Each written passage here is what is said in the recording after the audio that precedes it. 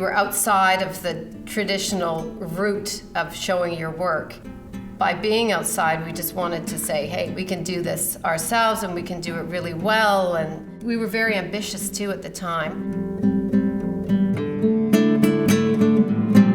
There was a lot of work going on in sort of rough industrial spaces, taking a different take on the white box of the gallery and almost rejecting that and sort of being, radical against it.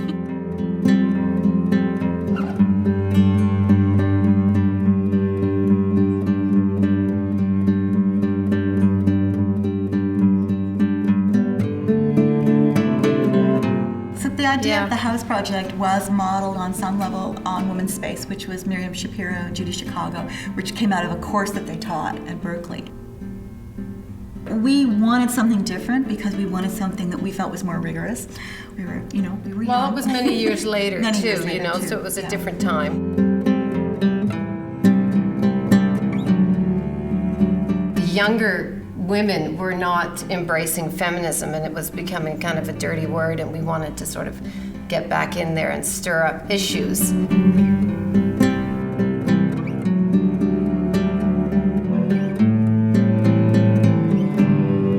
Looking at this stage of feminism too, that was really important to all of us. And the house was a perfect vehicle to do that because we'd all lived in houses.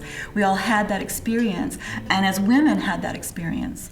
That was sort of the driving force of what was it like, in the early 1990s to be a woman.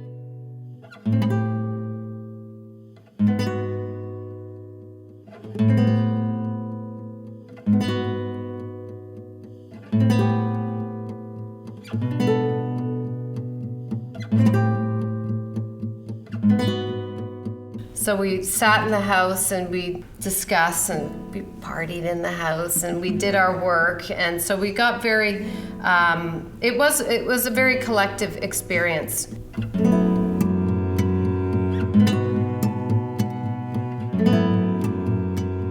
We were very supportive of each other and talking through people's ideas, and we wanted everyone to do their absolute best.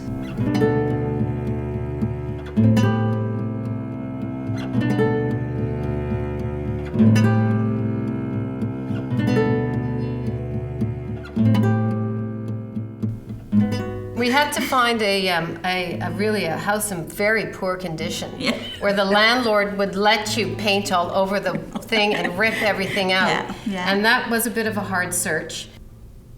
Eventually, we rented a place, student housing, off of the University of Toronto.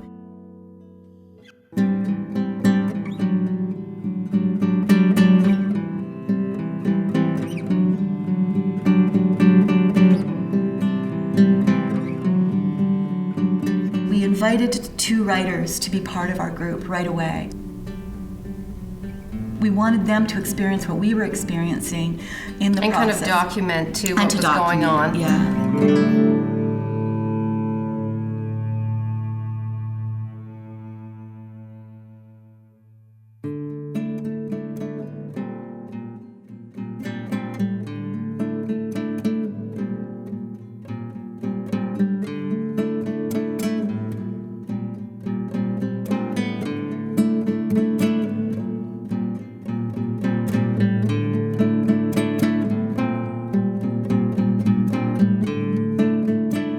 Before we opened, there was that feeling like, will anybody come, and then when people turned up, and it was massive.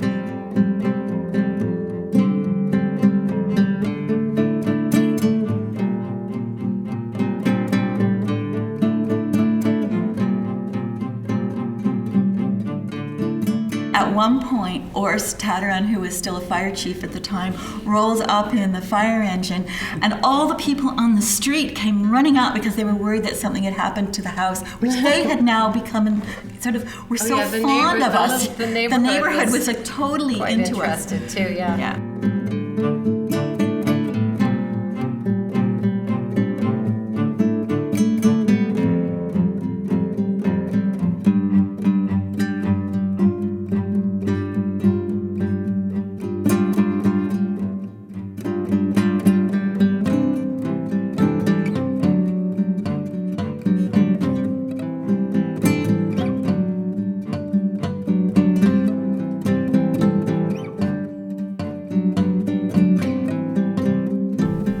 really saw this as being equal to any museum show.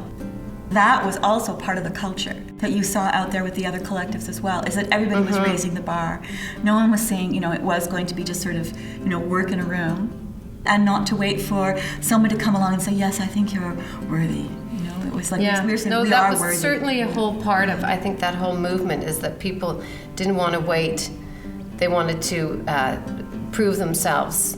I don't want to sort of nostalgize it, and sort of suggest that, the utopian of the past.